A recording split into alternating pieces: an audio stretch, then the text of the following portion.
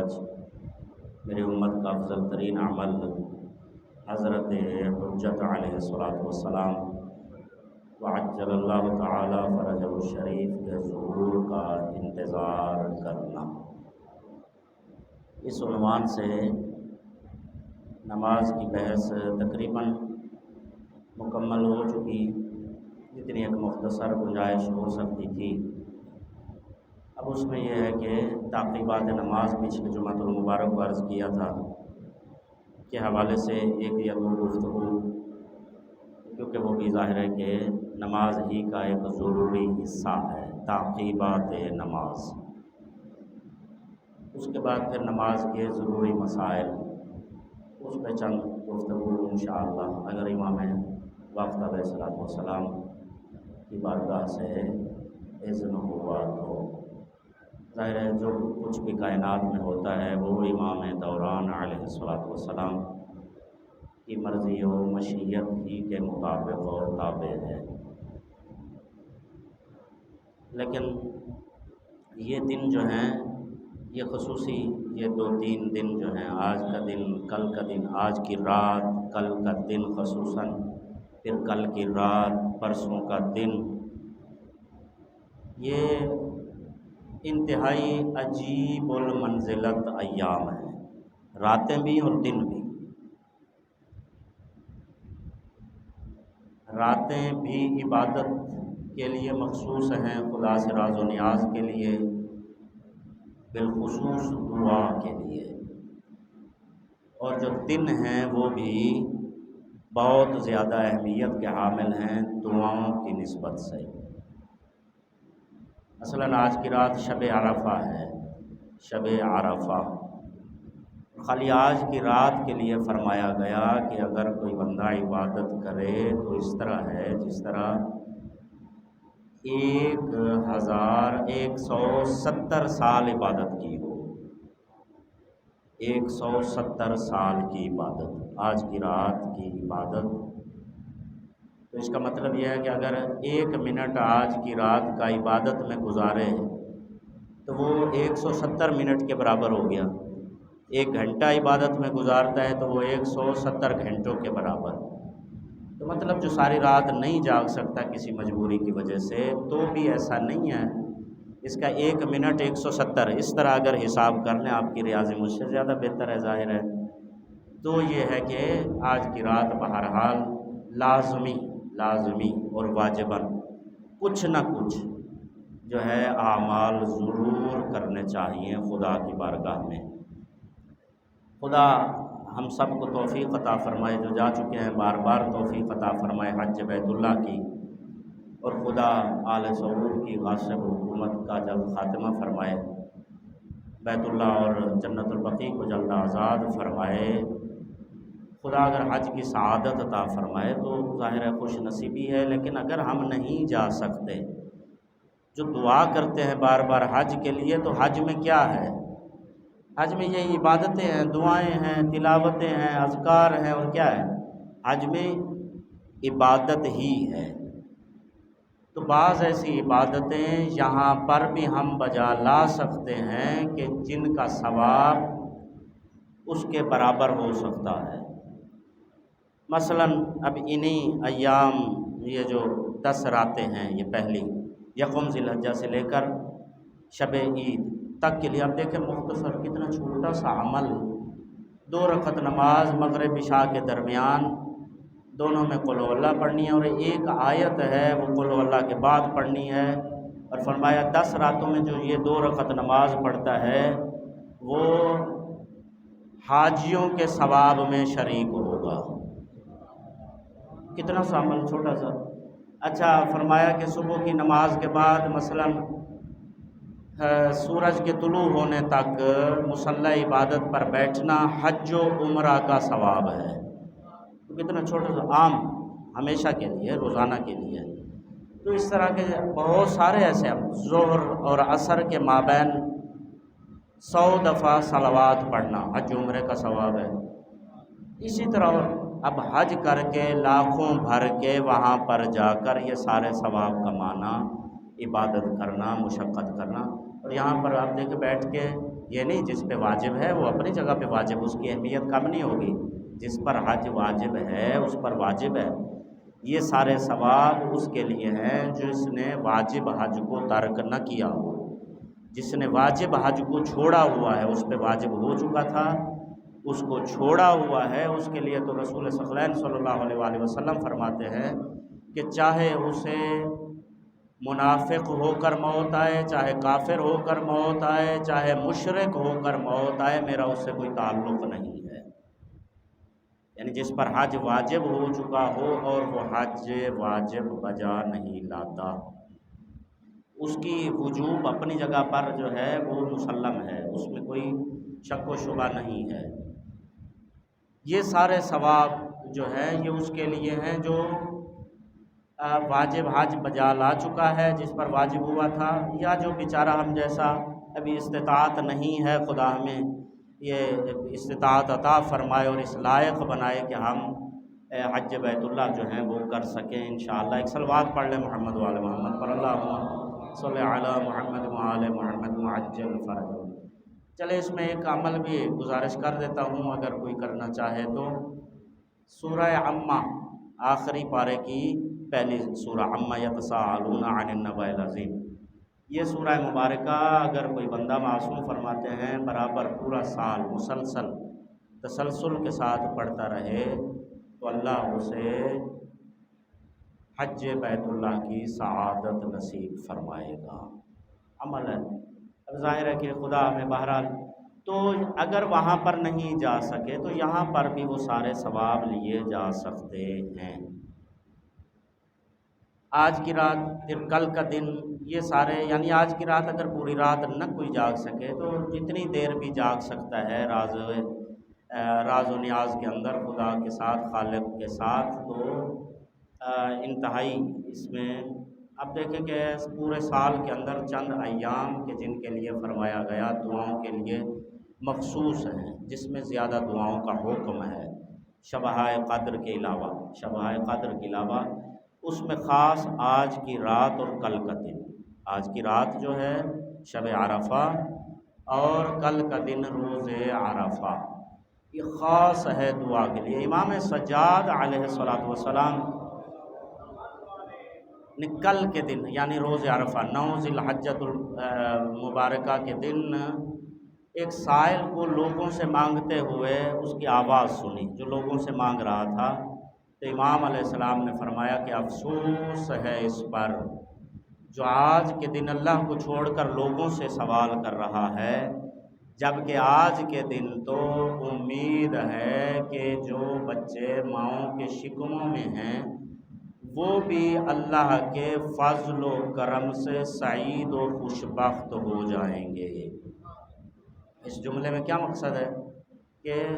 اگر خدا کے ساتھ، ظاہر بچہ ہے اس کا دنیا سے تعلق نہیں ہوتا، اس کا صرف اللہ کے ساتھ تعلق ہوتا ہے، تو کل کے دن اور آج کی رات اگر بندہ دنیا سے بے تعلق ہو کر خالی خالق سے تعلق جوڑ لے اور اسی سے سوال و جواب کی جو صورت میں گزارے، خدا ہمیں توفیق عطا فرمائے بھرپور فائدہ اٹھانے کی،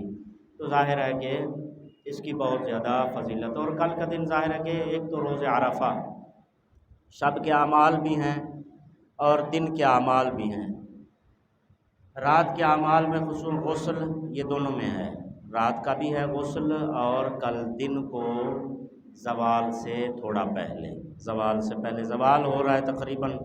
12:15 بجے، تو تقریباً 12 بجے، پونے 12 بجے جو ہے بندہ غسل روز عرفہ کی نیت سے بہت زیادہ ثواب ہے غسل۔ اس کے بعد آج رات کے لیے ایک مخصوص، ویسے کوئی بھی عبادات بجا لائی جائیں، ایک مخصوص دعا ہے جس کو پڑھنے کے بعد معصوم فرماتے ہیں، مفاتی وغیرہ میں موجود ہے، جن کے موبائلوں کے اندر مفاتی، اور آج کل تو بہت آسان ہے، اگر کتاب ہمارے پاس نہیں تو موبائل پہ سارا کچھ حاصل کیا جا سکتا ہے، تقریباً ہر جیب میں موبائل ہے، تو وہاں پر اردو کی مفاتی الجنان بھی پلے اسٹور سے ڈاؤن لوڈ کی جا سکتی ہے، تو اس میں ہر چیز موجود ہے، ہر روز و شب کے اعمال موجود ہیں، ایام و سال کے مہینوں کے اعمال موجود ہے، سارا کچھ موجود ہے مفاتیح الجنان کے اندر۔ تو وہ دعا جو ہے معصوم فرماتے ہیں ہر شب جمعہ کو جو بندہ پڑھے، یعنی شب جمعہ کو تو اس کی تلاوت کرے، یا شب عرفہ کو اگر تلاوت کرتا ہے تو اللہ اس کے تمام تر گناہوں کو معاف فرما دیتا ہے۔ تو زیادہ لمبی چوڑی دعا بھی نہیں ہے، اتنی زیادہ سے زیادہ 5 سے 7 منٹ کی دعا ہے۔ البتہ دعاؤں میں ٹائم نہیں دیکھنا چاہیے کہ کتنا ٹائم لگے گا، گفتگو ہے، جب مزہ آ گیا تو بس پھر وہ ظاہر ہے کہ ٹائم، اور کوشش کرنی چاہیے خدا ہمیں وہ مزہ عطا فرمائے کہ جس کے بعد ہمیں وقت کا خیال نہ رہے۔ بہرحال یہ رات کے لیے ہے، اس کے بعد کل دن کے لیے جو ہے وہ غسل ہو گیا۔ اچھا، رات کے لیے بھی زیارت امام حسین علیہ السلام، یہ سب سے بڑا عمل، یہ آج رات کا بھی غسل، اس کے بعد زیارت امام حسین علیہ السلام، رات کے لیے بھی کل دن کے لیے بھی، حتیٰ کہ فرمایا گیا کہ 1000 حج، 1000 عمرہ اور 1000 جہاد سے بھی افضل ہے زیارت امام حسین علیہ السلام۔ 1000 حج، 1000 عمرہ، 1000 مرتبہ میدان جہاد میں جا کر لڑائی کرنا کوئی آسان نہیں ہے۔ ایک دفعہ بھی میدان جہاد میں جانا ہو، کیا فضیلت ہے۔ فضل اللہ المجاہدین علی القاعدین، قرآن کریم میں واضح ہو، جو مجاہد کی فضیلت وہ ہم کہاں درک کر سکتے ہیں۔ بہرحال یہ ہے کہ 1000 جہاد سے بھی افضل امام حسین علیہ السلام کی زیارت، اس کو بھی یقینی طور پر اب جو وہاں پہ پہنچ سکتا ہے تو اس کے لیے تو فرمایا گیا کہ کل کیونکہ میدان عرفات میں ہوں گے حاجی، تو اس کے لیے جو امام حسین علیہ السلام کے زیر قبہ، خدا روز عرفہ ہمیں امام حسین علیہ السلام کے زیر قبہ نصیب فرمائے، تو اس کے لیے میدان عرفات سے بھی زیادہ ثواب ہے۔ لیکن شرط وہی ہے، اگر واجب حج اس نے ترک نہ کیا ہو، اس شرط کے ساتھ ہے، تو اس کا میدان عرفات سے بھی زیادہ ثواب ہے۔ تو بہرحال یہ ہے کہ یہاں سے ہم اگر انشاءاللہ خلوص کے ساتھ امام حسین علیہ السلام کی زیارت، السلام علیکم یا ابا عبداللہ، یا مخصوص زیارت بھی ہے عرفہ کے حوالے سے مفاتیح الجنان میں، وہ پڑھ رہی ہے۔ کم از کم یہ جملہ جو ہے یہ زیر آسمان پڑھ لیا جائے تو اس کے بعد 2 رکعت نماز، یا زیارت وارثہ پڑھ لی جائے، زیارت عاشور پڑھ لی جائے، امام حسین علیہ السلام کی زیارت مطلق کوئی بھی زیارت پڑھ لی جائے، کم از کم یہ اکتفا اسی جملے پر کیا جا سکتا ہے، السلام علیکم یا ابا عبداللہ ورحمۃ اللہ وبرکاتہ۔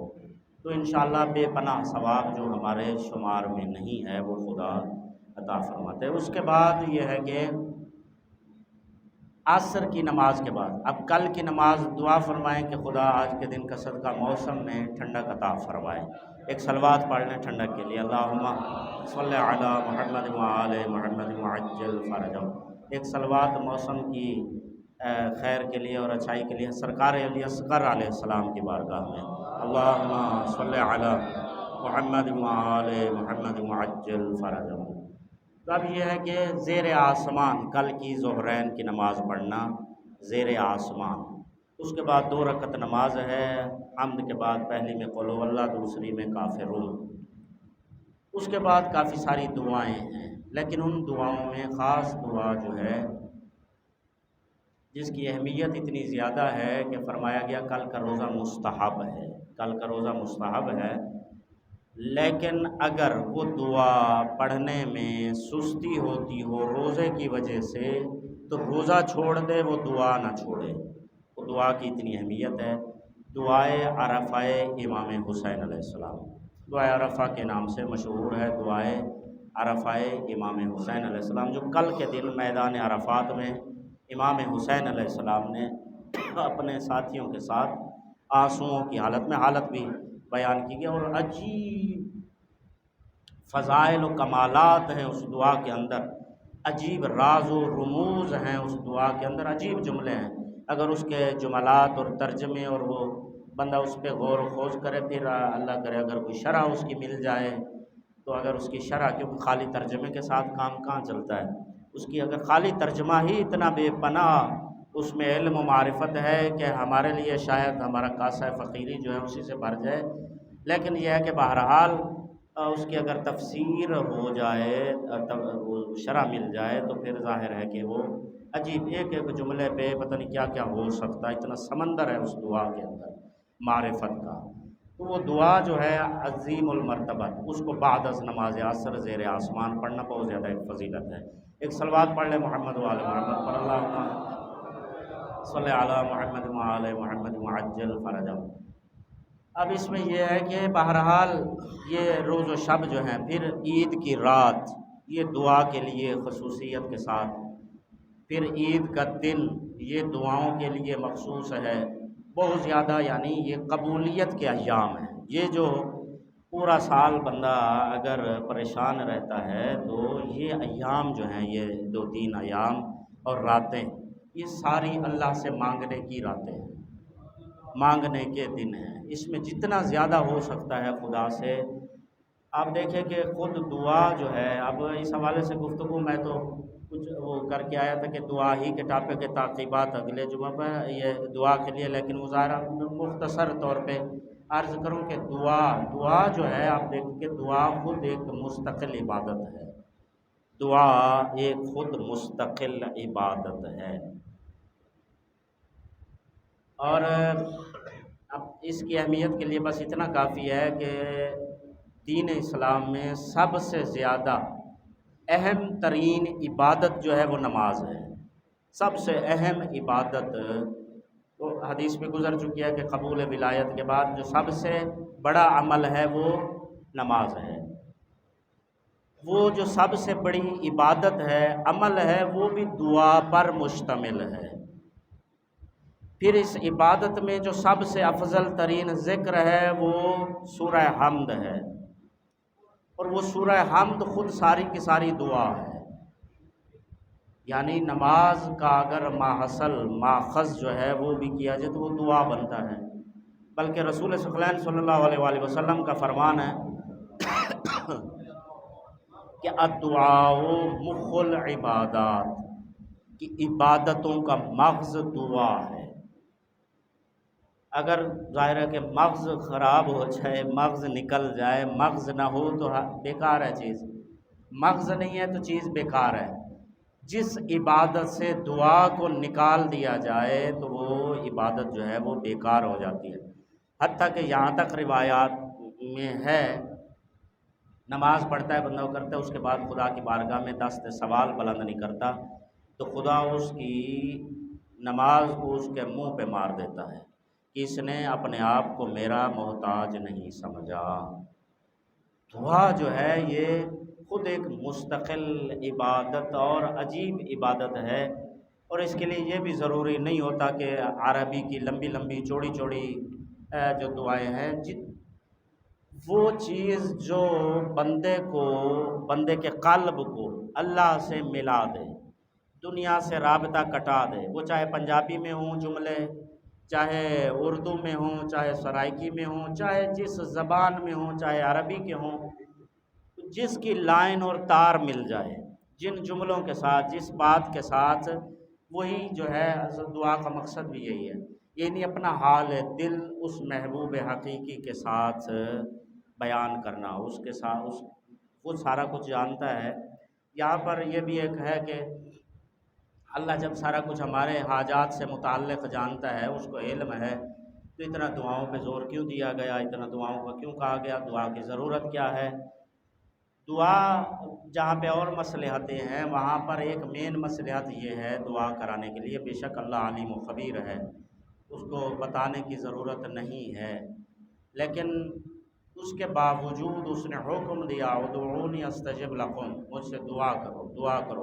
قرآن کریم میں بہت سارے مقامات، احادیث میں، اور پھر قرآن کریم میں شوق شاید دلانے کے لیے ہی انبیاء کی دعائیں بار بار ذکر ہوئی ہیں۔ حضرت آدم علیہ السلام سے لے کر اور سرکار خاتم تک کے انبیاء کی دعائیں جو ہیں قرآن کریم میں مختلف انبیاء کی موجود ہیں، فلاں نبی کی دعا، فلاں نبی نے یہ دعا کی، فلاں نبی نے یہ دعا کی، یہ ساری دعائیں قرآن کریم میں۔ تو اللہ جانتا ہے سارا کچھ۔ پھر معصومین کی دعائیں علیحدہ ہیں، جو کتب میں صحیفہ سجادی آپ دیکھیں، خود امام سجاد علیہ السلام کی اتنی ساری دعائیں۔ اس کے علاوہ بہت ساری مناجات امیر المومنین علیہ الصلوۃ والسلام در مسجد کوفہ، یا باقی بہت ساری دعائیں موجود ہیں۔ اللہ بے شک علیم و خبیر ہے۔ علیم و بذات صدور ہے، وہ سارا کچھ جانتا ہے، لیکن اس کے باوجود دعا کا مطلب یہ ہے کہ جب میں اس کی بارگاہ میں دست سوال بلند کرتا ہوں تو یہ اصل میں عاجزی کا اظہار کرتا ہوں، میں اپنے آپ کو بتا رہا ہوتا ہوں کہ میں کچھ بھی نہیں ہوں، میں کسی کا محتاج ہوں، میں کسی کا بندہ ہوں، تاکہ بندہ یہ نہ بھولنے پائے کہ تو کسی کا محتاج ہے، تو خود کچھ بھی نہیں ہے۔ میں یہ سمجھتا ہوں کہ میری محنت نے مجھے مالدار بنا دیا، میری محنت نے مجھے جو ہے اب یہ دے دیا، وہ دے دیا، مجھے امتحان پاس کرا دیا، میری محنت نے مجھے جو ہے کامیاب کر دیا، سکسیسفل کر دیا، یہ کر دیا۔ لیکن دعا جو ہے یہ اصل میں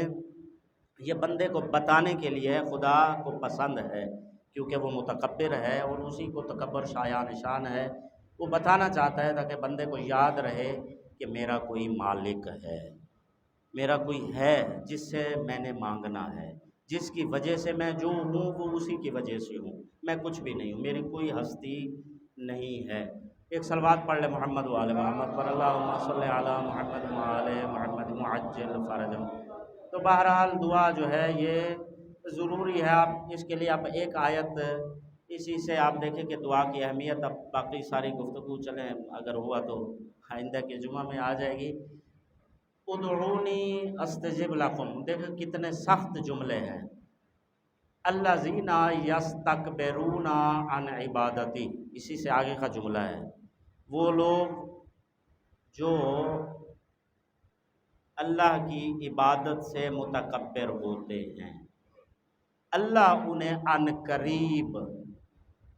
ذلیل کر کے جہنم میں داخل کرے گا۔ یہاں پہ تقریباً مفسرین کا اتفاق ہے کہ یہاں پر عبادت سے مراد دعا ہے، عبادت سے مراد دعا ہے، یعنی جو بندہ دعا نہیں کرتا، اور اس کی دلیل امام سجاد علیہ السلام کی ایک دعا ہے، اس کا ایک جملہ ہے جس کے اندر امام سجاد علیہ السلام فرما رہے ہیں کہ اللہ، اے اللہ، تو نے دعا کو اپنی عبادت قرار دیا ہے اور جس کے نہ کرنے والے کو ذلیل کر کے جہنم میں ڈالنے کی وعید سنائی ہے۔ تو مطلب یہ ہے کہ دعا تکبر ختم کرنے کے لیے ہے۔ اس کے اور بھی 5 فائدے، خاص فائدے ہیں دعا کے، وہ انشاءاللہ اگلے جمعہ اگر ہوا تو عرض کروں گا کہ دعا کے خاص فائدے کیا ہیں، پھر دعا کے آداب ہیں، دعا کے شرائط ہیں، دعا کی قبولیت کے اوقات ہیں، دعا کی مصلحتیں ہیں، دعا قبول کیوں نہیں ہوتی، بعض اوقات دعا کا قبول نہ ہونا ہی رحمت ہوتا ہے، بعض اوقات قبول ہونا رحمت ہوتا ہے۔ تو یہ سارے دعا ایک یعنی ایسا موضوع ہے کہ جس کے اوپر خود باقاعدہ وہ خطیبوں کی زبان میں ایک پورا عشرہ جو ہے وہ ہو سکتا ہے دعا کے موضوع پر۔ دعا کیونکہ ایک مستقل عبادت ہے دعا، جو بندہ دعا سے محروم ہو جاتا ہے وہ بندہ خدا کی رحمت سے محروم ہو جاتا ہے۔ تو یہ ایام، آج کی رات، کل کا دن، پھر اس کے بعد جو ہے کل جو رات آئے گی، پرسوں کا دن یعنی عید کی رات، عید کا دن، شب عرفہ، روز عرفہ، یہ دعا کے لیے مخصوص ہیں۔ یہ یعنی 2 راتیں اور 2 دن خصوصیت کے ساتھ اس میں جو ہے اپنے آپ کو کوشش کریں، ہمیں کوشش خدا توفیق عطا فرمائے کہ زیادہ سے زیادہ جتنا ہو سکتا ہے دعا میں، خدا سے مانگنے میں، واحد اللہ ہی ہے، اور جس سے مانگیں وہ یار یہ پھر مانگنے آ گیا، یہ پھر مانگنے آ گیا، یہ پھر یہ کچھ مانگنا ہوگا، یہ جو میرے سامنے آ گیا ہے۔ لیکن اللہ واحد ہے جو کہتا ہے یہ مانگنے کیوں نہیں آتا ہے، یعنی وہ ذات ہے جو کہتی ہے یہ مانگتا کیوں نہیں ہے، یہ مانگتا کیوں نہیں ہے، یہ سویا ہوا ہے، یہ اٹھ کے آتا کیوں نہیں ہے، مانگتا، یعنی وہ انتظار میں ہے کہ مجھ سے مانگے۔ باقی ہر بندہ چاہتا ہے کہ یہ پھر میرے پاس سامنے بھی نہ آئے۔ تو خداوند ایسا کریم جو ہے اس کی بارگاہ میں یہ 2 دن اور 2 راتیں مانگنے کے ہیں، جتنا زیادہ ہو سکتا ہے خدا کی بارگاہ میں جو ہے ہو سکتا ہے۔ ان دنوں کی دعائیں جو ہیں وہ پورا سال جن کے لیے ہم تڑپتے ہیں وہ انہی 4 یعنی 2 دنوں اور 2 راتوں میں کی گئی دعاؤں میں وہ چیز ہمیں مل جائے، یا اس کا نعم البدل، بہترین بدلہ مل سکتا ہے۔ خداوند رحمان الرحیم امام زمان علیہ الصلوۃ والسلام کی عزت و حرمت کا صدقہ ہمیں ان سے بھرپور فائدہ اٹھانے کی توفیق